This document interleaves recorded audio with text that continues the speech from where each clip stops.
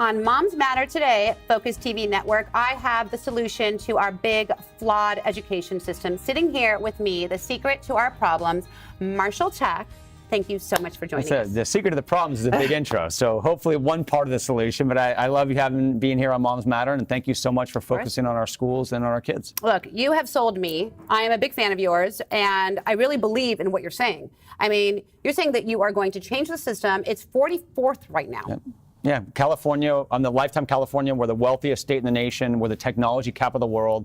Our public schools rank 44th in the country, and as you and I are sitting here, there's 6.2 million kids going to school right now, to public schools in California, and over 3 million can't read and write at grade level. I mean, it's just ridiculous. Yeah, and you think about, like, we're in the most competitive economy in the history of humankind, and low-skilled jobs pay poverty wages and nothing else, and many of those jobs are going away, and half our kids can't read and write at grade level. We have totally failed our kids, and it's not our kids. Our kids always step up. I've worked in public education for 16 years in Watts and South LA and East LA.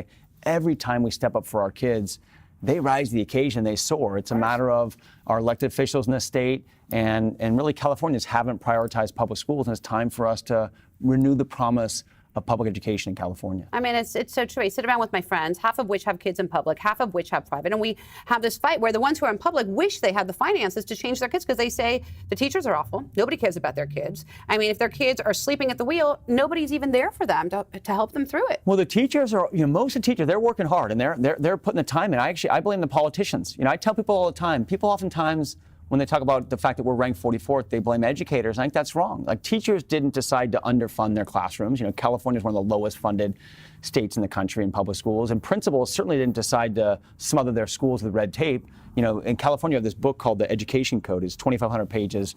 It's just this thick book that makes it almost impossible for teachers and principals to do their jobs. These aren't our educators. Politicians made these decisions.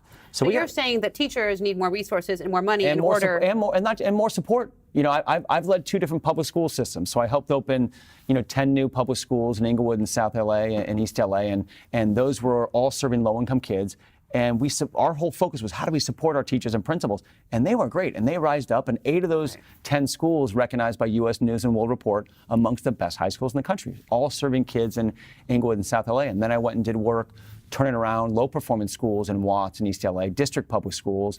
And again, the foundation of the work was our teachers and principals and counselors. They're out there working real hard. The challenge has been the state hasn't supported them, and they also give them so much regulations and rules. They take creativity and innovation out of the hands of our teachers and principals. We both have kids. I've mentioned to you in the past, I have a 7-year-old son, and I went and dropped him off at school this morning, our local public school, and his classroom looks oddly similar to my classroom when I was in first grade 39 years ago. He goes and he sits on the reading rug, and the desks look the same, and he works on his worksheet, and I'm like, that looks a lot like what I did. And you take a step back and think about how much the world has changed in the last 40 years, and yet our public schools haven't changed a whole lot. So it's, our kids are wonderful. Our educators, they're working hard. It's the system that has failed, and we got to bring real change to our public schools, and that's what a state superintendent can be a leader of that. Certainly we need the governor and the legislature, and ultimately all of Californians to step up for our kids, but it has to be like, we need to be the special interest for low-income kids. That's right. That's right. Because all of these children are our children. I mean, we're all in one community. Children. Exactly. And if we are failing a group, we're failing all across the board. Yeah. I mean, think about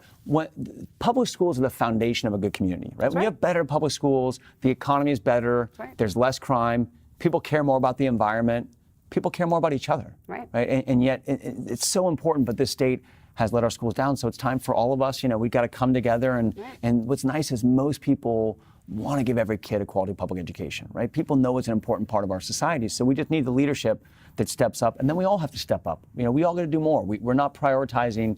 I like what you said. It's all of our kids. It is. And so we got to make sure every child has access to quality education. That's been my work for the last 16 years. I'm looking forward to working with you and all your viewers. And we all got to come together and do what it takes to give every child what they deserve, which is a quality public education. What would you tell the moms that are watching right now? How can they get involved? What can they do to help make this process move in the right direction? Well, first and foremost, and I'm sure your moms are doing it, get involved in your kid's local public school. Or if you're sending a child to private school, stay involved in your child's private school, but also still pay attention to the local public school and support it. So always start locally.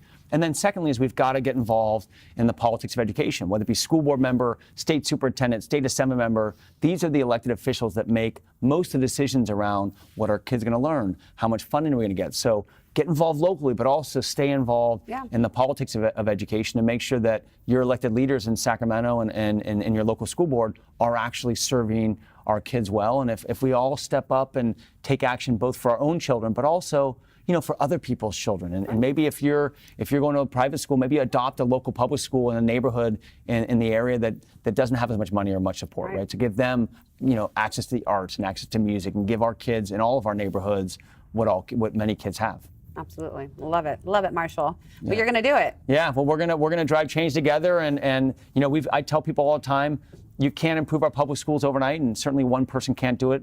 I think we have to all come together for the next decade and make public education the top priority in the state. If we do that, if everyone steps up for our kids, they will soar. Yeah, because absolutely. our kids always respond. Let's take California back up from 44 to number 1. First. Let's make it happen, and we can do it. I love it. Our kids want us to do it. I love it. Thank you so much, Marshall. Thanks for having me. It was so great having you. You guys saw Marshall Tuck right here on Moms Matter at Focus TV Network.